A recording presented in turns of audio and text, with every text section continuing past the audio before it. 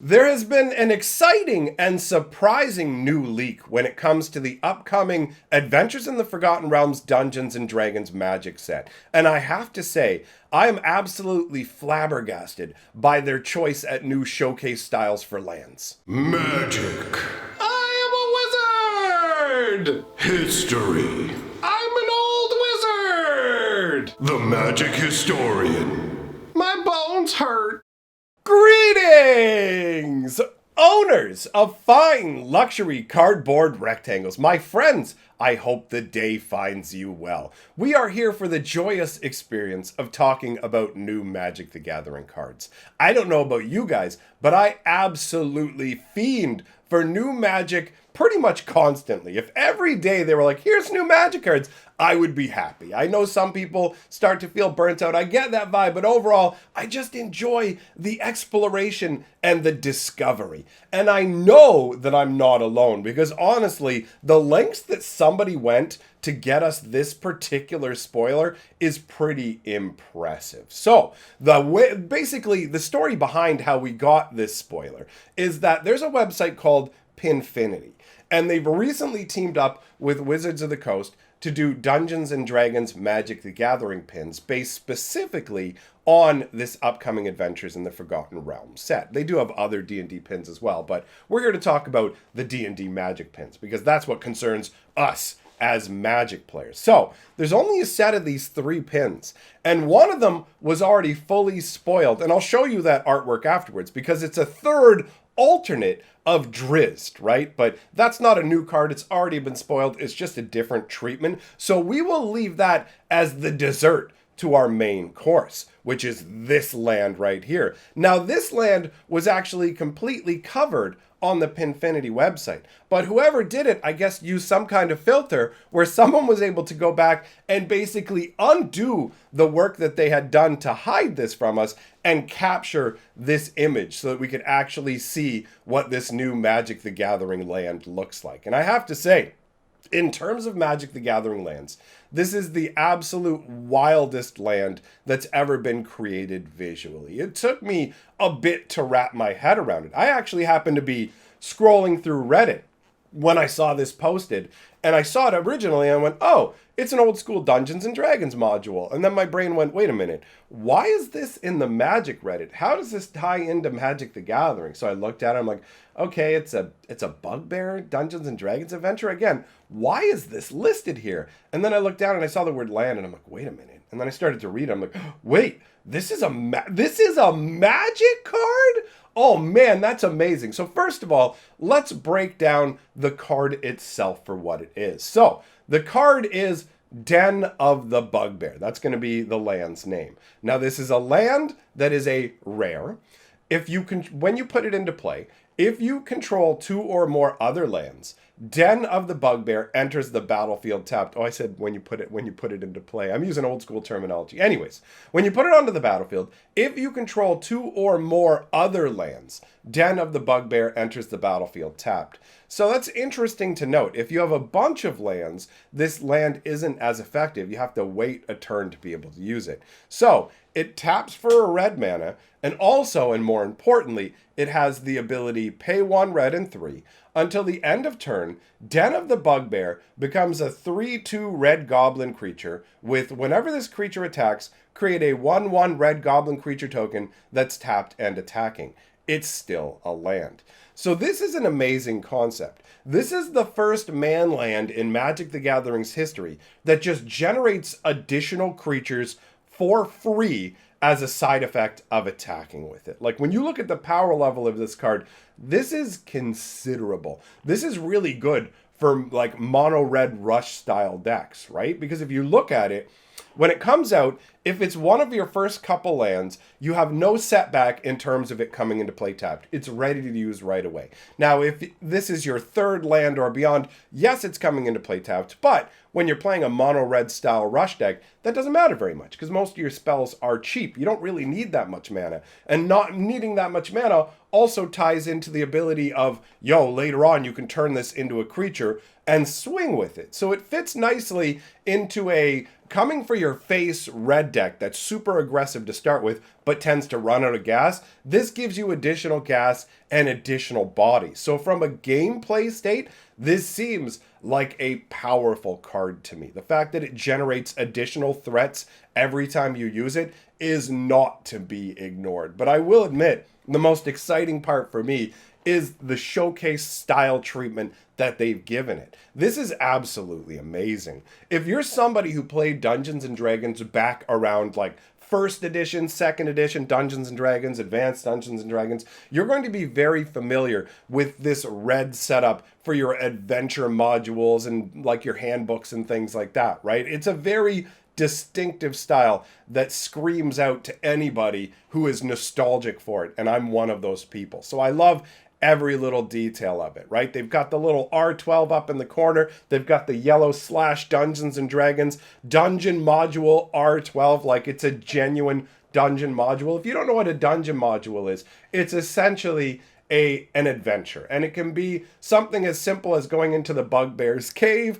or it can be something as amazing as journeying into the Temple of Elemental Evil, which was a book that was about that thick and the absolute best Dungeons and Dragons campaign I ever played, hands down. It took you from being basically a level 1 character up to the point where you're basically going to different elemental planes of existence and facing off against like demigods and stuff. It's really, really intense and really awesome. So I love these old dungeon modules. It's cool to play handcrafted adventures or make them yourself, because I've DM'd a bunch of D&D, but it's also cool to just dive in to a pre-existing adventure that has been balanced out by the creators of the game. So the way this is presented, it looks like the adventure name is Den of the Bugbear. Now the next part is where it does get a little bit confusing, and that's just an adventure for characters levels 17 to 20.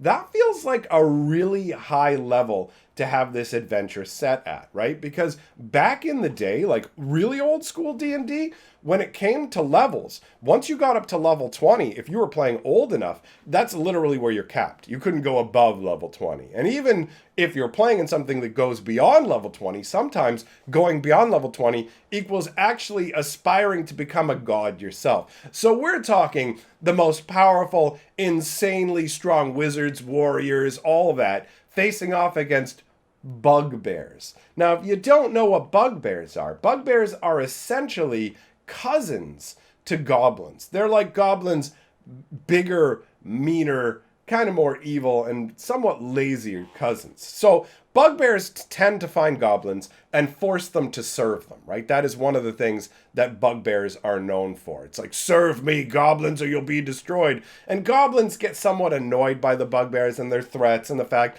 that they're lazy and will eat up resources. But the truth is, when it comes to a battle, one bugbear is worth a ton of goblins. They're bigger, they're beefier, they're just crazy in battle. They try and collect people's heads for their gods. So bugbears are pretty intense in Dungeons and Dragons. Actually, the idea of bugbears in the real world extends all the way back to the 1500s. And I don't mean bugbears existed in the real world. I just mean like back in the day, people thought that bugbears were a real thing. It's part of like human genuine mythology and not just a creature type that was created for D&D. Nowadays, bugbear is really just used as like a byword for something that annoys you, something that's causing you problems. You know, like the old expression, like, I have a stone in my shoe, like, I've got a problem. This is a bugbear for me. So it's interesting the way that the word is used in our language currently. But either way, the idea of bugbears, like, to me,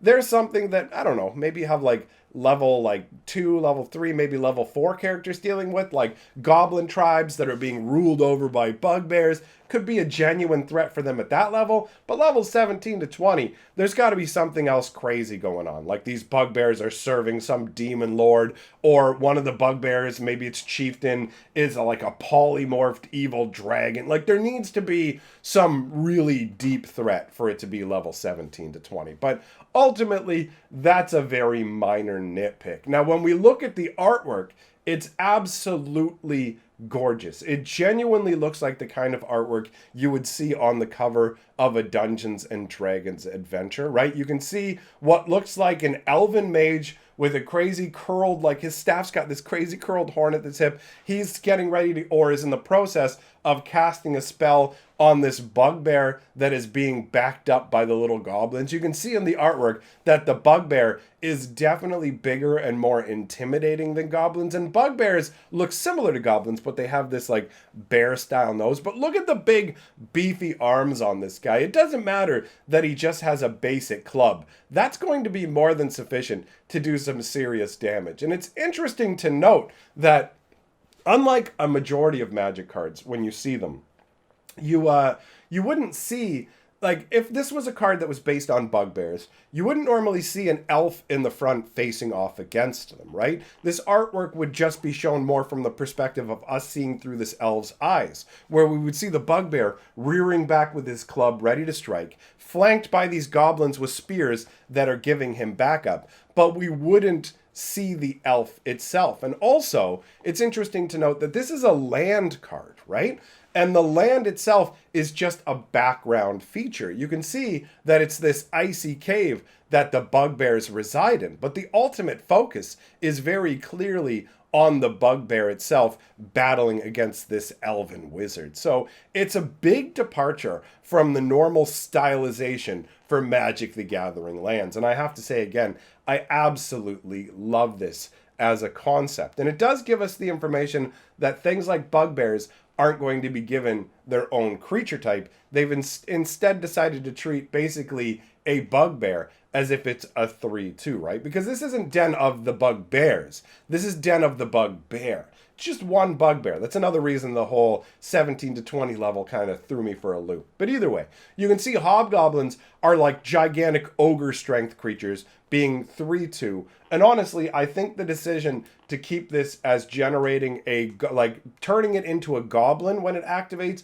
instead of creating the different new subtype of hobgoblin was a good choice because it gives it way more synergy. If they chose to give it bugbear, then unless there were a bunch of other bugbears, then you're not really going to get to do bugbear tribal. And the truth is that bugbears are genuinely close enough to goblins that it fits from a perspective of, okay, you know what, you could easily mistake a bugbear for just a really big goblin if you were uneducated in the difference between them. So overall, I have to say the flavor for this really, really works for me. I love this as a concept of a masterpiece. Not a masterpiece, sorry. They don't call them masterpieces anymore. I'm so old school that I get the terms all switched up because Wizards is constantly changing what they call these special versions. So this is a showcase version, all right? And we have another interesting little tidbit. Like I said, we've covered our main meal. Now it's time to head on to the dessert. So this is Drizzt Do'Urden, all right? If you haven't already seen the card spoiled, real quick, he's 1 white, 1 green, and 3 for a 3/3 legendary elf ranger. He's got double strike. When he enters the battlefield, create Guinevere, a legendary 4/1 green cat creature token with trample. Whenever a creature dies, if it had power greater than Drizzt's power, put a number of +1/+1 counters on him equal to the difference. And you can see him standing there. He's got his 2 little swords. I can't remember the name. Twinkle, some Icing Death, something like that. The names elude me right now, but he is a dual wielder. It's showing him with both of his blades. This is an interesting choice in terms of the style of it. We've seen these like black on black style cards before, but in very limited amounts. Originally, they showed up as part of the SDCC, the San Diego Comic-Con special box set. So they did a set of Planeswalkers that were done in this black on black style.